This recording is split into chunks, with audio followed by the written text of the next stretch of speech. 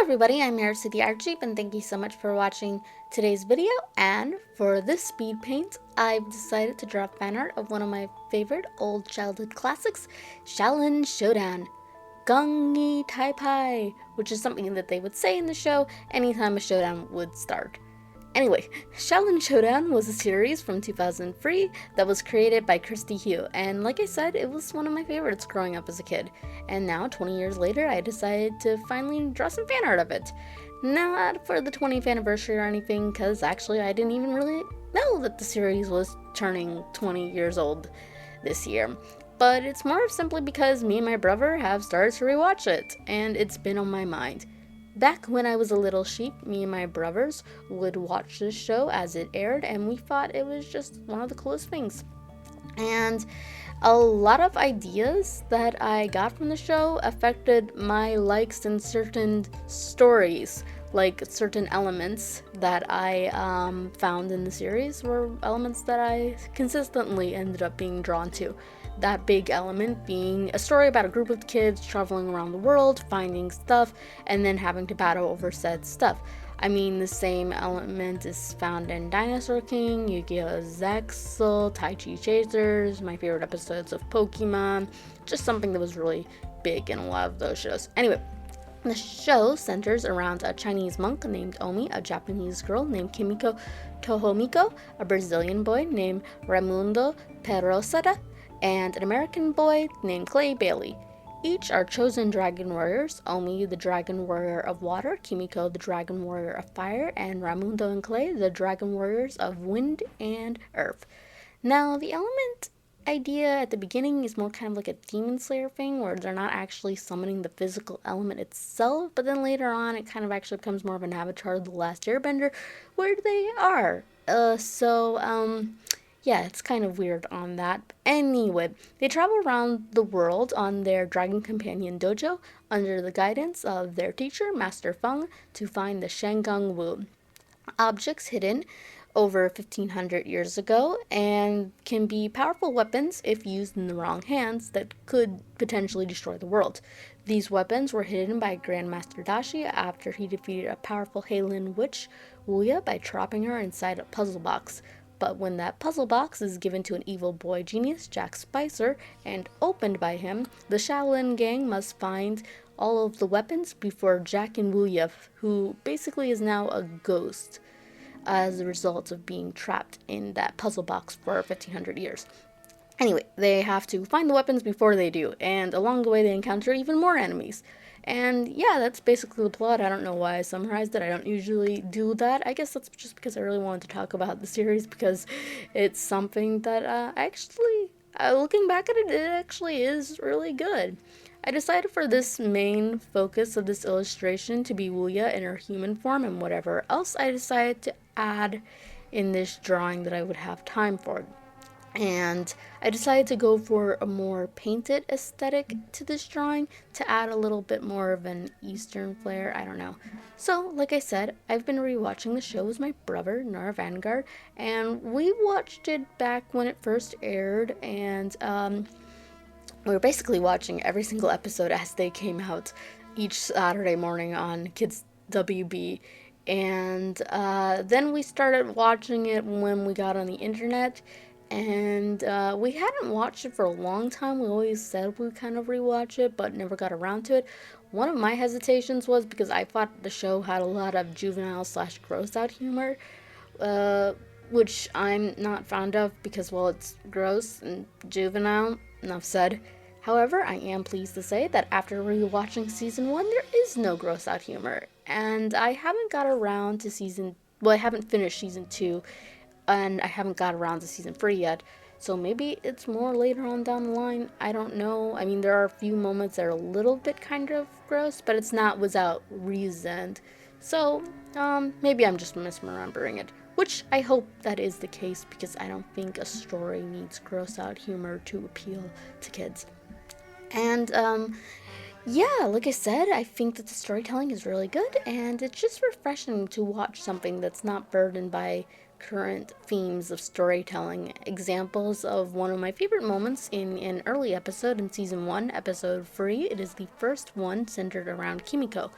And here's what I like about it. Kimiko ends up failing to get her Shangang-Wu, and till now, she's the first one seen to fail. This bothers her self-confidence, and this is pushed down even further when Omi says some traditional sexist remarks that he got from Andrew Tate. I mean, the ancient guide to females, which was probably written by Mr. Andrew Tate himself. Anyway, now I've seen this story plot done a lot of times in newer stuff.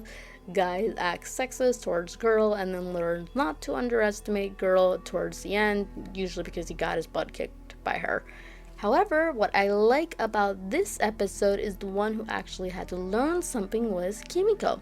Granted, Omi does learn not to underestimate Kimiko and treat her as an equal, but he learns this for Kimiko. However, Kimiko also must learn not to let Omi's taunting get to her, and to be a strong dragon warrior, she can't have petty things distract her. She is also constantly having annoyances being thrown at her throughout the entire episode, which in the end makes her lose her temper and not accept help or advice, which results in her failing, which then results in even more annoyances as she's ashamed by her failure, and she thinks it also proves Omi's points as he says even more remarks that get on her nerves. Now, it's not teaching kids to be a doormat to legit rude behavior, because in the end she still sticks up for herself. However, she does it in a more controlled manner, which I think is a good lesson. Another element that I like about in this same episode is throughout Clay and Raimundo are also giving her some groove too. However, unlike Omi's remarks, which come from his misunderstandings and traditionalism, Clay's is more of simple and polite nature outside of one moment where he probably took it a step too far. I mean, he's still a guy, so yeah, it's gonna happen. And Raimundo is shown at the end to simply ribbing her. As throughout the series, it's seen that they are placing bets on Kimiko to see if she could actually accomplish the task that she was trying to do. However, towards the end, it is revealed that Raimundo was actually betting in her favor because he actually did have faith that she could actually accomplish it despite all the teasing he did.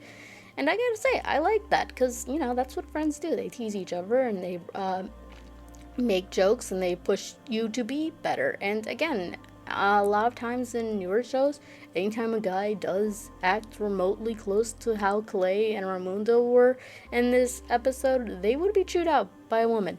And then the female would be doubted, but then she would get to prove herself and be a total girl boss and slay queen, and everything would be done without any challenges, blah, blah, blah, blah, blah. I mean, just perfect examples of what I'm talking about is Captain Marvel and Modern Mulan.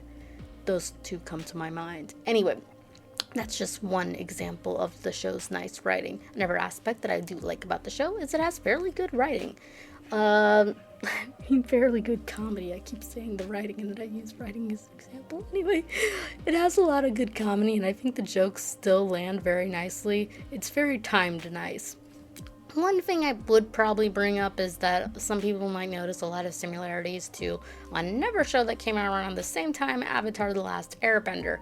I mean, the shows both star a monk with glowing marks on their head, and they go around the world with three other kids who have fighting styles based on the elements. There's even this one moment where Omi has to freeze himself in a ball of ice to travel through time. But this came out first, and Season 2 was halfway done before Avatar even came out. Now, granted, Avatar was in production before 2005. However, the same must also apply to this show as it must have been in production before 2003. I mean, that's how it works. So, in the end, I don't know which one is ripping off of which. Maybe Christy Houston and some spies in the Avatar production, and she took all their ideas and then made them into a show first. But in the end, I think both shows are still unique despite all their similarities, and I think they're both really pretty good. But although in the end, personally, I would probably still pick Xiaolin Showdown as being my favorite above Avatar, because, well, I watched it first. I didn't end up watching Avatar until I think it was like 14 or 15. I don't remember. It was a lot later simply because it wasn't on cable TV, which is all we had, so we only got Kids WB, Kids ABC, PBS, and Cue Ball for our kids' cartoons. Disney Channel, Nick, Nickelodeon, and Cartoon Network were out. we only really watched those on vacation because then we had access to satellite. Cartoon Network and Disney Channel were usually what we aimed for when we did get it. So I had to, watch Kim Possible and whatever random episode of Teen Titans that I could find. I actually didn't end up finding a lot of those shows when I got back on the computer for the first time. Well, not back on, but on the computer for the first time. Back in the Dino Ages, or some might consider the Golden Ages, you couldn't post videos on YouTube longer than 15 minutes. You also had to, so you had to post them in parts. You also could post basically anything you want. So a lot of shows were posted, and that's actually how I ended up catching up on all the shows that I missed out on as a kid, or any episodes of Kim Possible that I missed on. That was fun. Anyway, so yeah, it wasn't until later I saw Avatar. Anyway, enough about the golden ages of TV. Now back to talking slowly about the drawing. In the end, as you can see, I ended up going for Jack Spicer because I didn't think I had time to draw the Xiaolin gang behind Wuya, which I did think would actually be a pretty cool idea of her, being up in front with looking all intimidating and them kind of being fighting stances behind her. But like I said, didn't have time for that. Plus, honestly, I don't think that there was a way that I could draw Omi without it looking wrong. Ooh. Anyway, so yeah, like I said, went with Jack. Fun fact, when I was younger, I actually really did love Jack Spicer because I thought he was unique because, oh wow, a funny villain who isn't all dark and serious all the time. That's something you don't get to see. That's all you see nowadays. I mean, there are a lot of dark villains, don't get me wrong, but there are a lot more funnier villains probably in this day and age. And, yeah, I don't know why I thought that, except for the fact that it was 20 years ago. I mean, I wasn't even 6 when this show came out. Jack Spicer was probably the first comic relief villain I ever saw. But even so, I do still like him, so it only seemed fitting that I would put him in the back. Anyway, we're losing the script now, mainly because this is all the script that I wrote, so we're going to take this in the usual way where I'm just going to talk directly out of my bum right now. And like I said, I went for more of a painted style for this drawing, and it didn't quite get as textured as I wanted. Also, a big issue I had with this drawing is Jack looks very stiff. I mean, his pose just looks like very stiff. I needed to put some more bends in it, but I didn't have time to figure it out. And by the time I noticed how stiff it was, like when I just drew the light sketch at the beginning, which I already had pre-sketched out because I didn't know how much time I would have, because I wanted to get this out before October ended so that way I could focus on everything's. So because of that, I wasn't sure if I had time to do the beginning sketches or I had sketched out, and it looked like it would be fine. But then once I started putting the long coat on him, it's just like, oh man, this is really stiff. It's not turning out good. But the top is good. I think I did a good job on his expression. I think I did a fairly good job at his goggles and his hair, so that I'm happy with. I also forgot to add one little detail. He's kind of got this, like, I think it's, well, I first thought it was part of his eye, but I guess now it's makeup. He's kind of got like a streak line on his right eye. Forgot to put that in. Do put it in by the finished drawing, but it's not in the drawing speed paint process. But it's just a stroke, so it's not like it's missing much. Anyway,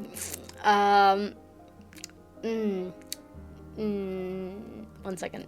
I'm trying to reboot my brain because, like I said, I wrote things that I knew I wanted to say. I don't usually write scripts for my drawing, and I usually record all my audio in one go.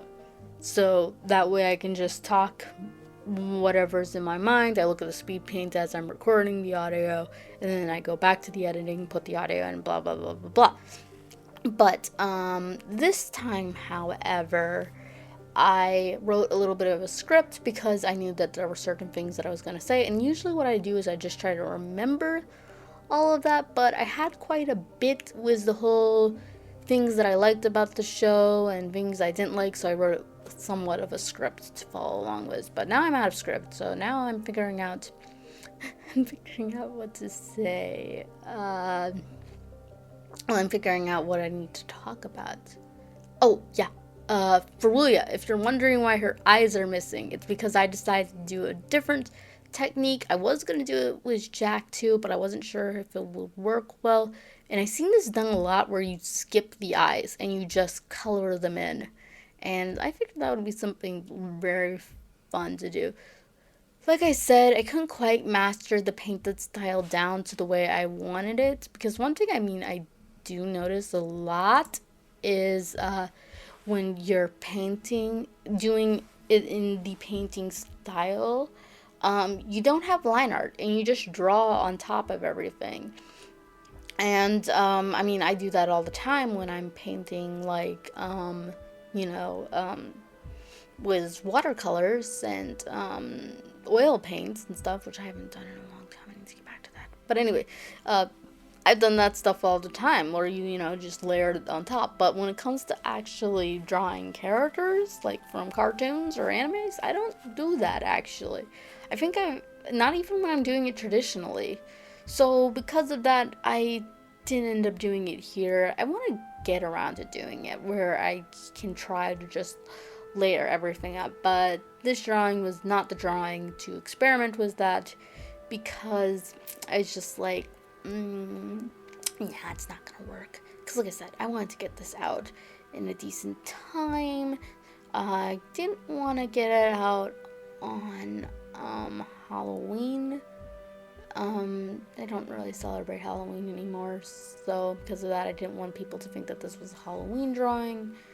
But at the same time, I didn't want to I wanted to get it out before October ended.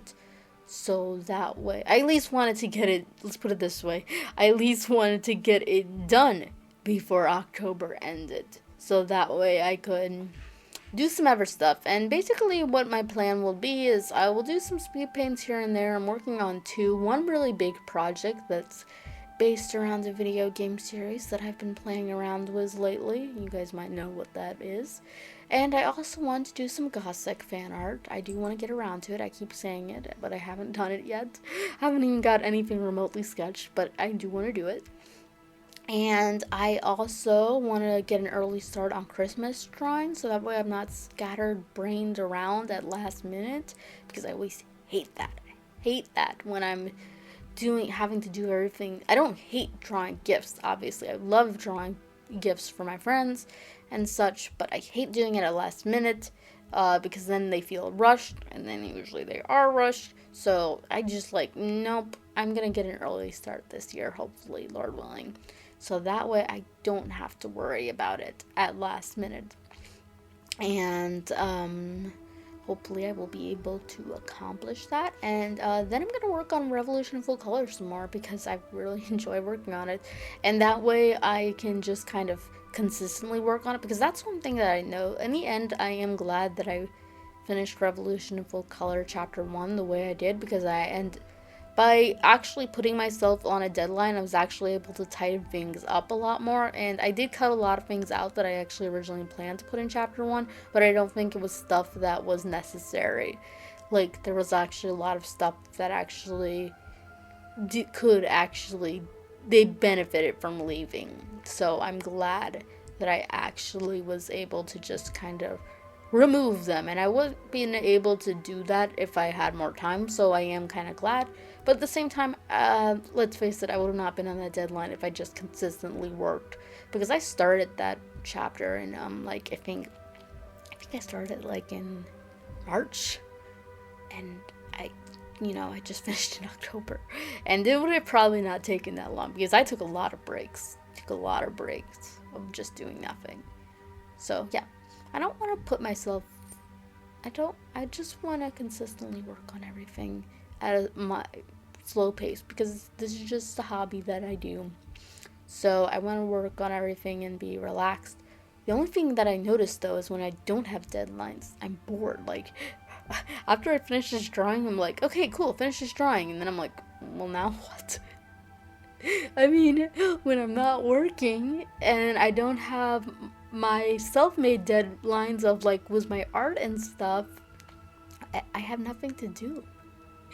It's like, I was like, I could play some video games. It's like, oh, I'm too tired. It got really cold all of a sudden, so it kind of just sucked the life out of me. So I'm like, I don't feel like playing video games. Well, I was like, I can watch these videos. I'm listening to the Hunger Games audiobook right now of Song and Snakes. I mean, Songbird and Snakes, I don't know. Movie's coming out, so I wanted to listen to the audiobook. So I've been doing that, but then I was like, well, I don't want to listen to the audiobook because I'm not drawing anything. So it's kind of awkward. I ended up working on some reference sheets though for Revolution Full Color. That's what I ended up deciding to do until the meantime of me actually figuring out what I'm gonna do. But reference sheets, they're important. They're needed. Side note was Wuya. I think she's the first Chinese character that I've seen that perpetuates the stereotype that all Chinese animated characters have red hair. I mean, think about it. A lot of Chinese characters have red hair, especially in anime. Like, I can name quite a bit. Like, this one added character in Sword Art Online. I was like, I think she's Chinese. And then she was Chinese. And she had red hair too. So that was funny. The mask that she's holding, that's the mask that she has when she's ghost form. So basically, she's just that mask floating around with kind of like some tentacles floating behind it. I actually like her design. I think it's pretty solid. I had a little bit more designs on her dress, just a little bit something to make it a little bit more fancy, to kind of fix it up, because why not? Might as well make everything look a little bit more prettier, a little bit more detailed than the show. And like I said, I'm actually pretty happy. Jack Spicer's got some flaws, was how his pose is pretty stiff. Not happy with that, but I am happy with how Wuya turned out, and I am happy with how Jack's face turned out, because drawing guys are just hard enough. Drawing a guy from a cartoon show that style is completely different than mine, that's something that's really hard. So I'm actually surprised that I actually figured it out that much and got that much accomplished. Adding some random strings to make your hair very stringy. Xiaolin Showdown actually took a lot of inspiration from anime at times, with little certain tropes and stuff. For the background, I knew what I was going to do, I just didn't know how to do it. Maybe add like a pattern and then some like dark fade and then some green fire, which is seen, that's kind of what her magic color is, so I figured that would be fun. But like I said, wasn't quite sure how to accomplish it. But in the end, I think I did pretty good. And well, not right now, but it took a little bit of workshopping with the fire. I'm actually not that bad at drawing fire, but I'm not that great either, so I'm not gonna put myself on a pedestal at all. Anyway, as you can see, we're pretty much coming to the end of this drawing, and I think I've pretty much ran out of things to say. I don't want to start a new conversation because it's gonna end pretty soon, and then if I get in deep in that conversation, I'll have to wrap it up really quick. That happened in my last Speedpaint with Anastasia one. I ended up actually running out of time, so I had to stretch it out at the ending. So that was funny. That's something that happens. Anyway, with that, we've come to the end of this video, and I hope you enjoyed my take on Wuya and Jack Spicer from Xiaolin Showdown. Hope you've also enjoyed my ranting about the TV show, because like I said, it was just really fun reminiscing about it. Anyway, I will be back with another Speedpaint, hopefully real soon. Probably be Gothic related, maybe, I don't know. And won't be with that everyone for quite some time. But until then, goodbye. I will see you later, and be safe. Bye. Oh, P.S. Did my sound any better? I got myself a microphone finally after all these years, and it's probably not the most expensive microphone, so it probably doesn't sound the greatest, but I'm hoping anything sounds better than me using my phone. Also, my new computer doesn't have a microphone at all, so I needed something. So I hope it sounds nice. Let me know.